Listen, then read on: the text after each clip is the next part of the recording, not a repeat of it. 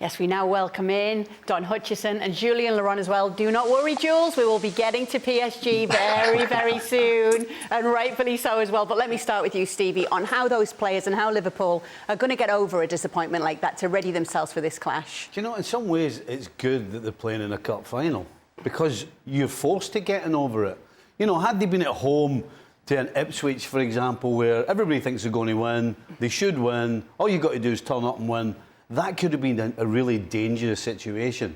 The fact that this is a cup final, the fact that they've been below their own standards recently, means that they absolutely 100%, I don't think will have any trouble getting up for this mentally. So you're OK on that side of things? No, listen, if you'd asked me this 3 weeks ago, after we'd just beaten Newcastle at Anfield comfortably 2-0, I would be a lot more confident, let me just put it that way. It's going to be tight, that's for sure. But I'm still confident. Both sides are missing players. Don, Trent Alexander-Arnold will not be available for Liverpool. They could be without a recognised right-back for this clash. They could be. Arne Slot was talking about potentially playing Curtis Jones at right-back instead of Jarell Quansah. And I take you back to the game at St James's Park, the 3-3 game. And Joe Gomez played on the right side at centre-back and Jarell Quansah played at right-back. And both of them had an awful day. It was a crazy game, and Liverpool were way off it. They were 1 down to an Alexander Isak strike. Then they were 2-1 down, and the 3-3 in the end was a crazy game. So I think Arne Slot's probably got that in the back of his mind. Does he want to play Quansah at right back when potentially he might do something a little bit tricky and play Curtis Jones? You're right, both teams have got injuries and suspensions in Anthony Gordon's case. I think I'm with Stevie. I think probably a week ago, Liverpool would have been massive favourites to win this game. But the fact that mentally the PSG game would have took so much out of them, because I actually thought Liverpool played really well at home, but over the balance of the 2 games, PSG deserved to go through. But this is a game where they've got to be up for it. They will be up for it. Stevie's bang on in terms of who they play next. Rather a cup final than an average Premier League side where the adrenaline wouldn't be in them. It has to be in them for a cup final. And I think, in going back to that PSG game and the extra time, I would have had Liverpool down as massive favourites, but the fact that mentally they went to extra time and then got knocked out, it probably brings Newcastle a little bit more into the equation. So the margins now, instead of Liverpool playing like massive, massive favourites, all of a sudden now, because when you analyse, in my humble opinion, and there's no bias here, even though I'm a Newcastle fan, I think Newcastle have got the best midfield 3 in the country, in Bruno Guimaraes, Joe Linton and Tonali. They've got the best striker in Alexander Isak, that's in form in the Premier League. So all of a sudden now the margins come that little bit closer towards Newcastle. Before we do get to Newcastle, obviously you just heard Don say that he is a Newcastle fan. We obviously know Stevie's history with Liverpool. Jules, you're the neutral here. Just from a neutral's perspective, who do you want to see win this game? I don't want to see anyone. Like, whoever is best on the day, I don't have any preference on who wins it. But I think the boys are right. I don't think there's much going into the final for sure. I think if you Newcastle, you remember the 3-3 more than the 2-0 defeat, of course, at Anfield. But you also have watched Liverpool lost against PSG, and what PSG did well in that game on Tuesday night in terms of intensity, in terms of press resistance too. And then that's where I'm with Don in the fact that this midfield battle, and we talk a lot in a lot of previews of games that we do, of course, the midfield is so important. But you will have McAllister, Gravenberch and Szoboszlai very likely against Guimaraes, Joe Linton and Tonali. And this is where if Newcastle can really put Liverpool under pressure, can put McAllister and Gravenberch under pressure, if they can have that intensity like PSG had, and if they can also resist to the intensity that Liverpool will put on them, like Vitinha and Joe Neves, for example, did on Tuesday night, then I think Newcastle will really be in the mix to win this game. But I will still make Liverpool slightly favourite because they've obviously been there before. It's a long time since Newcastle have been waiting for a trophy now, since 1955. The pressure and the expectation of finally being the team to deliver and bring something back to Newcastle is heavy to carry as well. So for me, just Liverpool slightly favourite. Don, are you putting Newcastle's midfield over Liverpool's? I am personally. I think when they're on it, I think they're the best midfield 3 in the country. I think Liverpool's midfield players are fantastic. Of course they are, but in my opinion, I think Newcastle have got the best 3. I don't think so. Listen, what I would say is that right now, Liverpool's 3 aren't at their best. That's what I would say. I don't think you can doubt that. And what I would say about Newcastle's three is, if they're all at their best, then you're talking about a trio that is to be reckoned with. They've got a little bit of everything. They've got strength. They've got a little bit of guile. They've got a little bit of everything. But the problem with those three and Newcastle in general is that they're too up and down.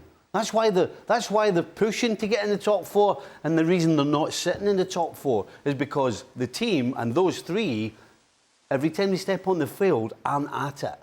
And that's the key. Liverpool's midfield is jaded and struggling a little for form right now, but Newcastle's might not turn up. That's what we don't know. Yeah, well, let's get to what's at stake for Newcastle. Obviously, as you heard Jules mention, we'll go way back in history. It's their first chance to win a first major trophy since 1955. It's a second cup final in 3 years. Obviously, same competition, 2023, against Manchester United. Here we're looking at Newcastle's trophy history, and you are going way back to 1927 for the First Division, which is the Premier League these days. Even I don't remember it. 1955. Promise I'm not gloating here, Don. Tell us a little bit, as a Newcastle fan, though, how important it is to have this shot and to win this game.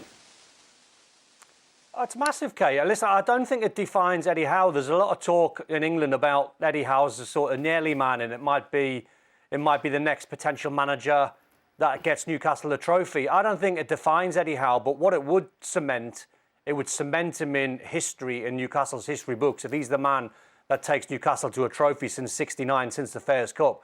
I've seen all the Geordies down on the Thames. They've almost taken over London already. It's all black and white. And the pressure, like Jules and Stevie have said, it's immense on Newcastle because it means so much to them, because they're travelling fans and players like me or guys like me and Julien and Stevie. We've never seen it in our lifetime. We've never seen Newcastle lift a trophy. We've seen them get to multiple cup finals, but they've never got over the line. So once they do get over the line, that's when you might see Newcastle break free a little bit and more money invested.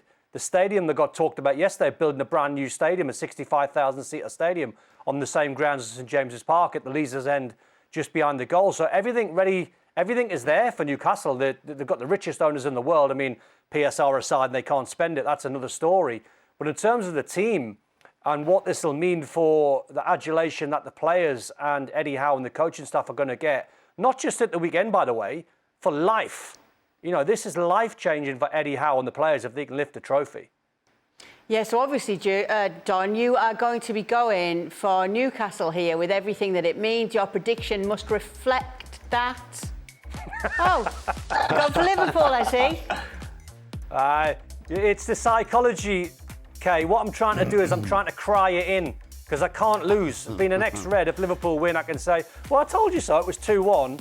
But I absolutely do not mind being wrong, and I want a Newcastle win. It looks like you think it's going to be a big battle there, Jules. Yeah, I think so. I really think so. I think Newcastle have everything to be able to cause problem to this Liverpool side that has played in midweek in the Champions League, even if they had plenty of time to recover from it.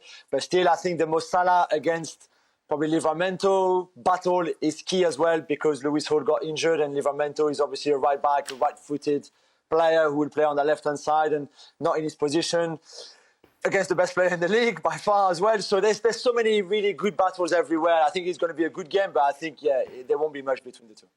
Are you buying what Don's selling, Stevie? The old reverse psychology?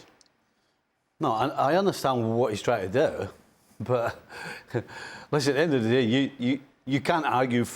You can't argue with the facts, and the facts are that if both of these teams turn up and are at their best, then Liverpool wins. So again, it's all the questions we're asking ourselves that we've been talking about here. Who does what? Do they do it at the right time? Taking chances. You know, there are so many things that can change this game. And in a cup final, if there's ever a game where it's very difficult to hang on to current form, this is it. Because there's been lots and lots of teams, and I've played in them, who have gone to a cup final head and shoulders above the opposition, and you come out on the wrong side. For whatever reason, there are so many variables in a cup final. So, I understand where Don's coming from. I'm just not buying it. Don? Listen, there's a couple of points just wanted to make, which I didn't mention before. This could be huge for Alexander Isak staying on at Newcastle if they do win a trophy. Liverpool have been massively, heavily linked with Isak. And going back to the Paris game, I'm sure Eddie Howe and Jason Tindall would have studied Paris and the way I think João Neves and Vitinha were unbelievable at taking the ball under pressure. I mean, when a team's under pressure, those two guys, I thought, in the game were phenomenal. That's something Newcastle have to more or less copy, even though they'll try and do it their way. And what Newcastle have got to be, and Stevie talked about them being inconsistent, what Newcastle have to be, because the best version of Newcastle, and this is a compliment, is when they're horrible to play against and they trample all over teams and they run all over teams. So they'll try and do it different a little bit, what Paris done by getting on the ball. But the best version of Newcastle can give Liverpool a game, obviously. So they're going to have to do it their way. It's going to be a great game. I think whichever way the game goes, I think it potentially could be a cracking game to watch.